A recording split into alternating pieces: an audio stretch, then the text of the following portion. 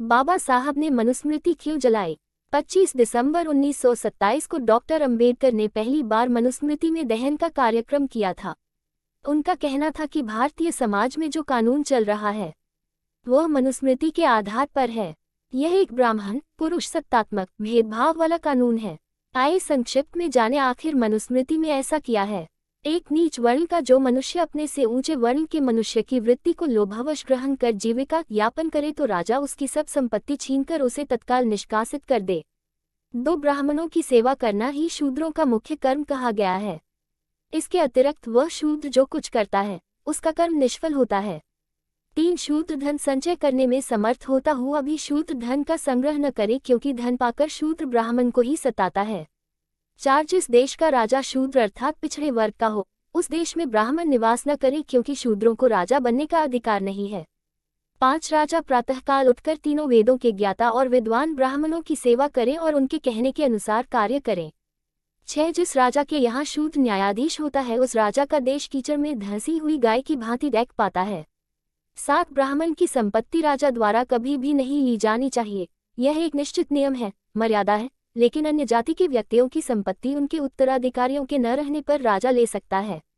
8 यदि शूद्र तिरस्कार पूर्वक उनके नाम और वर्ण का उच्चारण करता है, जैसे वही कहे देवदत्त तू नीच ब्राह्मण है, तब 10 अंगुल लंबी लोहे की छड़ उसके मुख में कील दी जाए।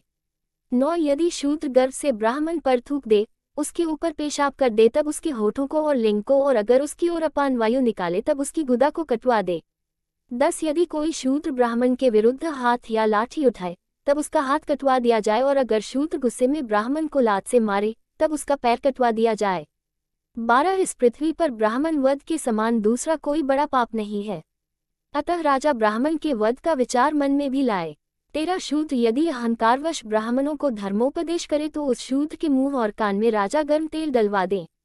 14 शूद्र को भोजन के लिए झूठा अन्न, पहनने को पुराने वस्त्र, बिछाने के लिए धान का पुआल और फटे पुराने वस्त्र देना चाहिए। 15 बिल्ली, नेवला, नीलकंठ, मेढक, कुत्ता, गोह, उल्लू, कौवा किसी एक की हिंसा का प्रायश्चित शूद्र की हत्या के प्रायश्चित के बराबर है, अर्थात शूद्र की हत्या कुत्ता बिल्ली की हत्या के समान है।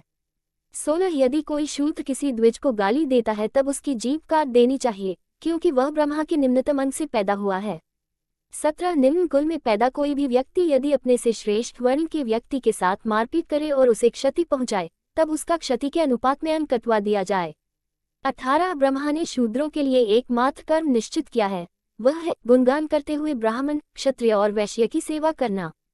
19 शूद्र यदि ब्राह्मण के साथ एक आसन पर बैठे तब राजा उसकी पीठ को तपाए गए लोहे से दरदवाकर अपने राज्य से निष्कासित कर दे।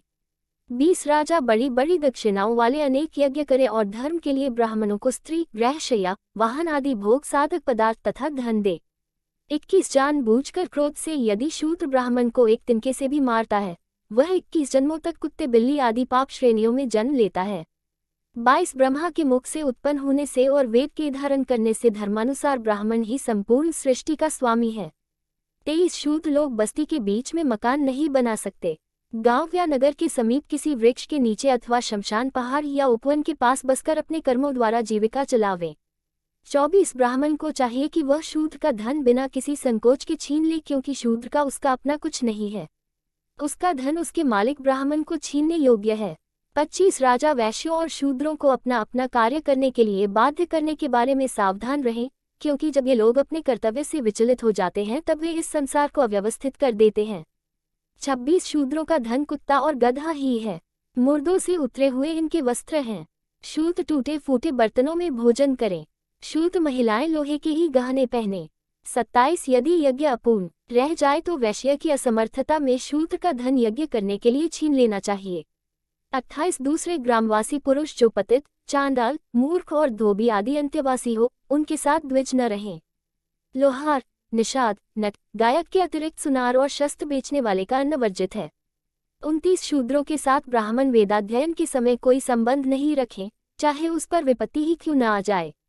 30 स्त्रियों का वेद से कोई सरोकार नहीं होता, ये शास्त्र द्वारा निश्चित है। अतः जो स्त्रियां वेदाध्ययन करती हैं वे पापयुक्त हैं और असत्य के समान अपवित्र हैं, यह शाश्वत नियम है।